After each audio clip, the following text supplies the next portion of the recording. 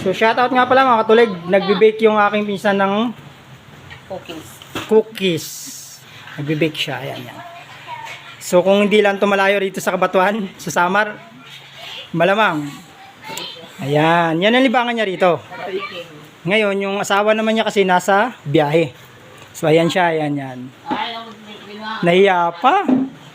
Ayan, siya yung, nung nag-aaral kami ng grade 1, kumbaga sa ano may pagmamalaki ko, yan pinaka-paborito ko sa lahat na ano, kasi kami dalawa yung magka-close So, yun nga, yun lang, hindi ko na ano yung pang iba kasi si Mary Grace may asawa na rin.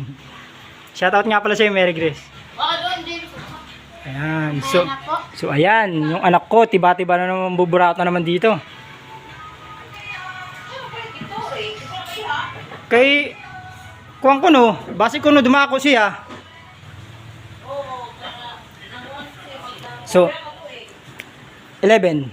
So ayan mga tulig, titikman natin ha. Pakunwari pa tayo pero titikim din pala tayo. Siyempre pagka binablog, pinopromote mo yung paninda niya, siyempre kailangan din tikman ng, di ba? Yung tinatawag niya ng vlogger ko no. So ayan, anak mo to ni Rylen? Panganay? Pangalawa. So ayan, dalaga na rin. Ayan. Ano pangalan nito?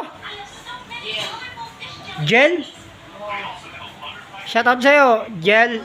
Pwede bang nahiya pa, mahihain mga sa nanay, sa mama niya. Ano ba tawag sa'yo nito? Mama na nanay? Yun, ganun din tawag sa akin mga anak ko.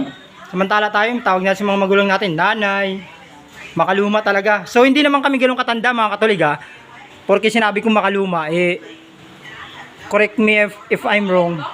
Ha? Nakalive ka? Hindi. Walang signal Wala nga ano dito. Pag nagulat nga ako, ba't walang signal yung mga SIM card dito Wi-Fi lang. Wi-Fi lang. So ayan mga tulag, sabi niya sa akin kung naka-live. So hindi. Naka-video lang, pero hindi ako naka-live.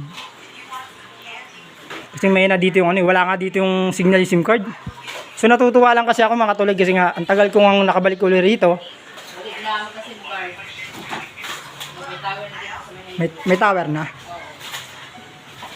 Kasi nung huling punta ko rito 2018, tama? 2018 yun. So 7 years, nakabalik ako ulit. Sa loob ng 7 taon, nang buraot pa ako, nakita niyo ba? 36 na ako, going to 37, September 13. Ikaw, pera na sa timidad. Kaya magkaedad man lakit siya, di ba? Saan ka sa to? February? So, matanda ka pala sa akin ng ng buwan. Kasi yung September pa ako, ikaw 37 ka na ngayon. 36 na. Ay hindi, mas matanda ako sa'yo. Kasi kung 36 ka ngayon nitong February, di ba?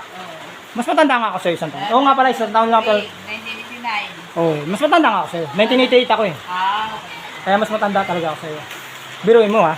Kami pa yung magkabatch mag-aral ng grade 1. Hindi pa namin matandaan kung sino mas matanda talaga sa amin ha. Ayan. Magkabatch kami yan. Tsaka